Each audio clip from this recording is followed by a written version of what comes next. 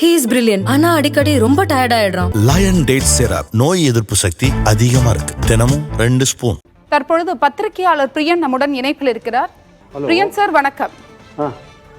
Sir, விசிகாவிலிருந்து Aadhav Arjuna தற்பொழுது இடைநீக்கம் செய்யப்பட்டுள்ளார். அதனைத் தொடர்ந்து திருமாவளவன் தற்பொழுது முதலமைச்சரை சந்திக்க இருக்கிறார்.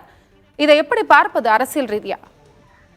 அவர் முதலமைச்சரை இந்த வெள்ள நிவாரண நிதி கொடுக்கறதுக்காக சந்திக்கிறாரு. அது ஒரு பக்கம் இருந்தா கூட ஆதவ அர்ஜுனா விவகாரம் கடந்த 6ஆம் தேதியிலிருந்து சீரியஸா அடிபட்டு இருக்கிற ஒரு விஷயம்.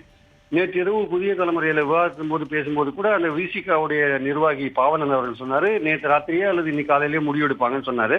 அதுக்கேற்றபடி முடிவெடுத்திருப்பாங்க. அந்த முடிவெடுக்க வேண்டிய கட்டாயத்துக்கு திருமாவளவன் தள்ளப்பட்டாரு. ஏன்னா கூட்டணிக்கு தலைமை தாங்கிற கட்சியோட அரசாங்கத்தை விமர்சிக்கிற மாதிரி கூட்டணி கட்சியில அவருடைய கட்சியில இருக்கிற துணை பொதுச் செயலாளரை பேசுறது என்பது கட்சி கட்டுப்பாட்டை மீறிய ஒரு விஷயம். அது லட்சுமண ரேகா கடந்து அவர் பேசிட்டு இருக்காரு. ஸோ அதனால நடவடிக்கை தவிர்க்க முடியாது. அதே சமயத்துல பாத்தீங்கன்னா 6 மாச கால இடைநீக்கம் ஏன் அவர் நிரந்தரமா நீக்கக்கூடாதான்ற மாதிரி சில பேர் கேட்கறாங்க. ஆனா இடைநீக்கம் என்பது கூட ஆதவ அர்ஜுனாவுக்கு அவருக்கு கொடுக்கப்பட்டிருக்கிற இன்னொரு வாய்ப்பு. நீங்க கட்சியில கட்சி கட்டுப்பாடு கருதியில் இருந்தா இருங்க, இல்லாட்டி நீங்க உங்களுடைய அஜெண்டா அப்படி நீங்க வெளியில போலான்ற மாதிரியான அந்த ஆப்ஷனை கொடுத்துதான் அவருக்கு சஸ்பென்ஷன் கொடுத்துருக்காங்க. அதனால இந்த 6 மாச காலத்துல ஆதவ அர்ஜுனா அவர்கள் தொடர்ந்து விசிக்காத 6 மாசத்துக்கு அப்புறம் நீடிப்பாரா என்பது ஒரு கேள்விக்குறி.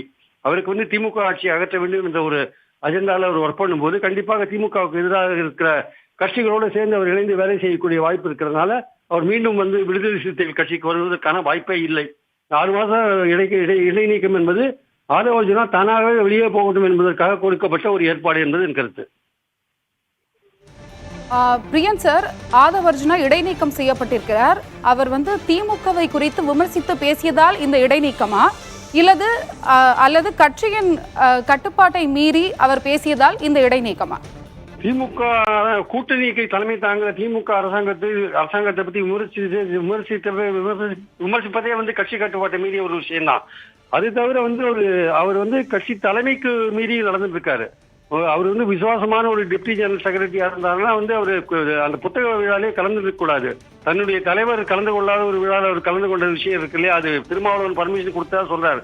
ஆனாலுமே அவருக்கு போய் கலந்துருந்தது அவர் தலைவர் இல்லாமல் போய் கலந்து கொண்ட விஷயமே அவருடைய விசுவாசத்தை சந்தேகத்துக்குரிய ஒரு விஷயமா மாற்றுது.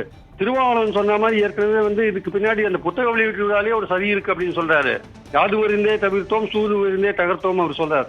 ஸோ அப்படி இருக்கும்பொழுது இதுக்கு பின்னாடி ஒரு சதி இருக்கு, ஆதவ அர்ஜுனாவை மையப்படுத்தி ஒரு சதி நடக்குது அப்படின்ற போது அவரை தொடர்ந்து கட்சியில வச்சுக்கிறதுல என்ன அர்த்தம் இருக்கு? அவரும் திமுக அரசாங்கத்தை எதிர்த்து கட்சி கட்டுப்பாட்டை மீறினது மட்டும் இல்லாம திமுக அரசாங்கத்தை கூட்டணிக்கு தலைமை தாங்கிற திமுக அரசாங்கத்தை விமர்சித்தும் பேசியதெல்லாம் இந்த நடவடிக்கை என்பது என் கருத்து.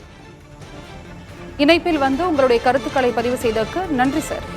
He is brilliant. ஆனா அடிக்கடி ரொம்ப டயர்ட் ஆயிடுறான். லயன் டேட் சிரப் நோய் எதிர்ப்பு சக்தி அதிகமா இருக்கு. தினமும் 2 ஸ்பூன்.